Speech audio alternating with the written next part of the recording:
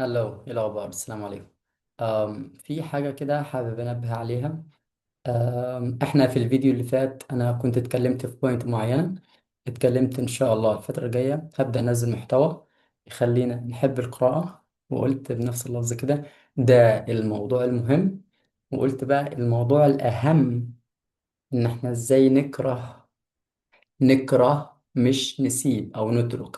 نكره السمارت فون. يعني قلنا ان المحتوى هينقسم لشقين. حاجات لها علاقة بان احنا نحب القراءة، وحاجات لها علاقة بان احنا زي ما قلت نكره السمارت فون.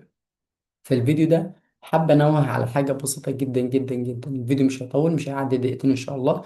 حابب انوه على حاجة مهمة، الا وهي ان انا اي حاجة هنزلها، اي فيديو هنزله، اي كلام هيطلع من بقي حرفيا ده حاجات انا مريت بيها، تجارب شخصية، حاجات أنا عشتها حرفيا.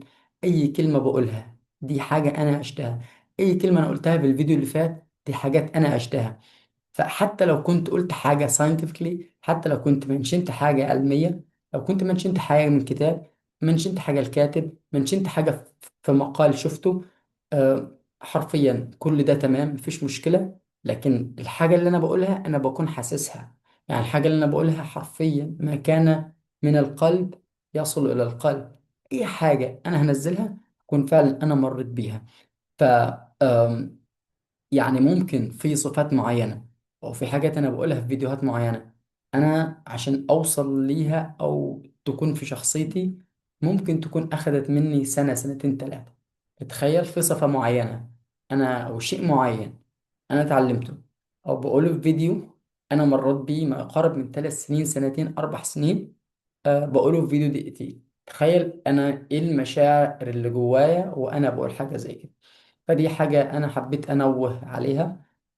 ألا وهي زي ما قلت أنا أي حاجة هنزلها هكون مريت بيها. بلس حاجة تانية، أي تصرف بعمله في الفيديوز بتاعتي بيكون له سبب حرفيا. عموما أنا في حياتي أي حاجة بعملها، أي حاجة بيكون لها سبب. لو قلت لي أنت الكلمة دي قلتها ليه، هقول لك قلتها للسبب الفلاني.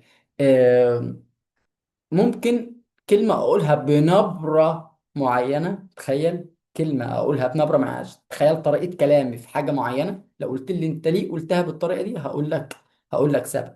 جسوة، أنا الخلفية بتاعت الفيديو غيرتها. لو قلت لي غيرتها ليه هقول لك غيرتها لسبب. كل حاجة حرفيا بعملها هيكون لها سبب. مش عايز أطول الفيديو ده لأن أنا الحاجة الأساسية اللي أنا كنت عايز أقولها، لأن بجد هو الحاجة اللي أنا بقولها حرفيا أنا مريت بيه، دي تجارب شخصية. ثانك سو ماتش. مش حابب اطول زي ما قلت لكم.